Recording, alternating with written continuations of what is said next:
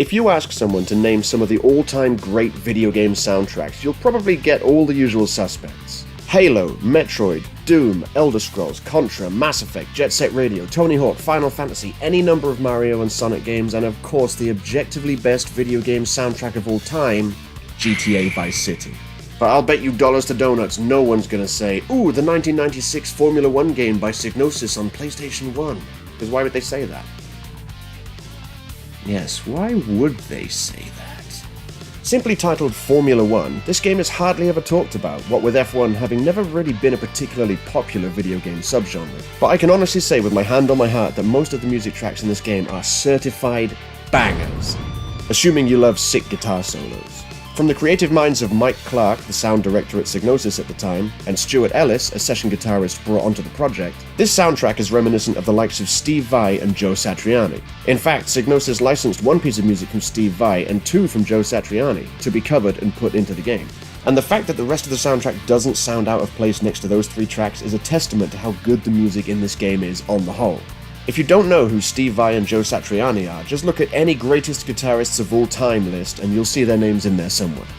I'm going to show you a little montage now of the music being played over some gameplay, and I want you to understand that the music absolutely did not need to go this goddamn hard for a Formula 1 game on the PlayStation 1 released in 1996. It did not need to go this hard, but it did go this hard, and then when the montage is over and you've enjoyed some sick guitar, then I'll explain why, even if you played this game back in the day, you may have never even heard this music.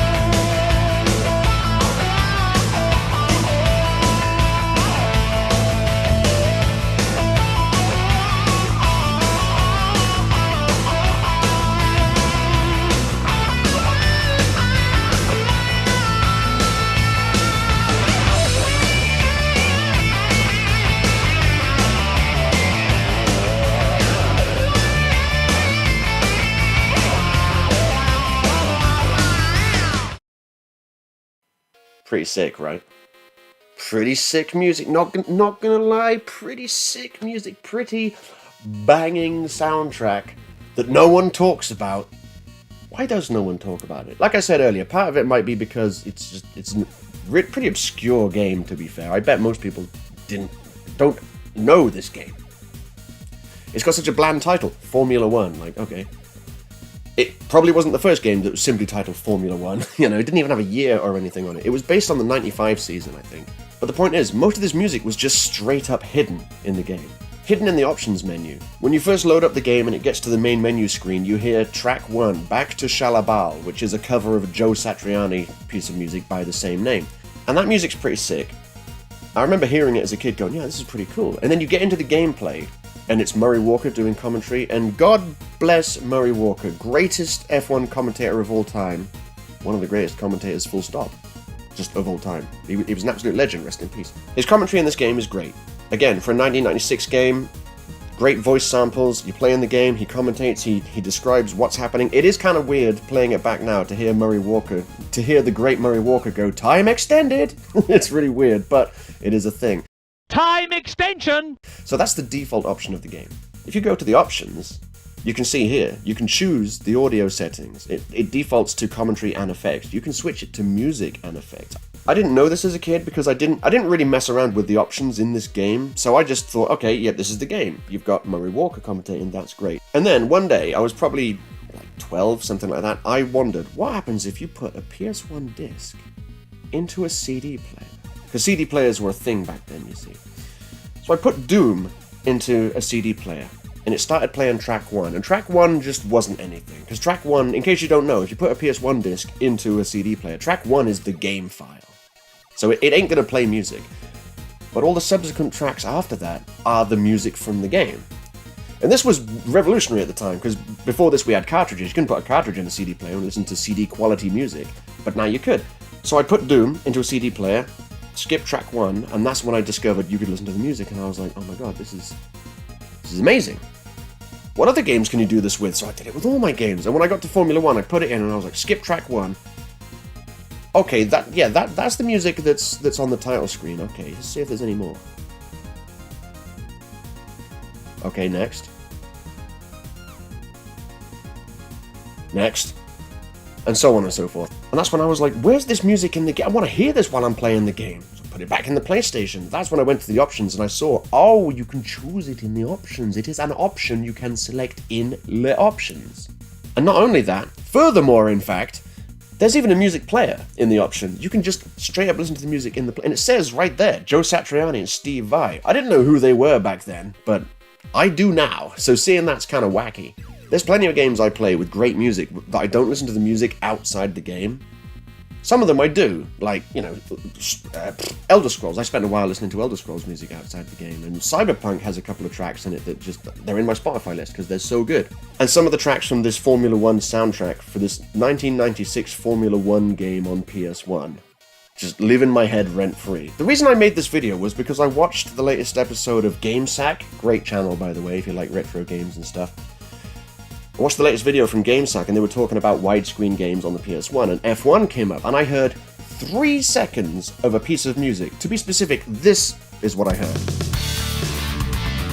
I heard that and I was immediately like, ah shit, yes, start dancing, and then I was like, I have to make this video. So thanks Joe from GameSack, like I just heard 3 seconds of music that you put into your video and it made me go boom, I gotta make this video, it's gotta be done. The world must know about this music and now you do, so thumbs up and share it. The world must know. Now you know about this awesome music. Do you not want other people to know? I want you to want other people to want to know. Do you not? Exactly. Peace and chicken grease.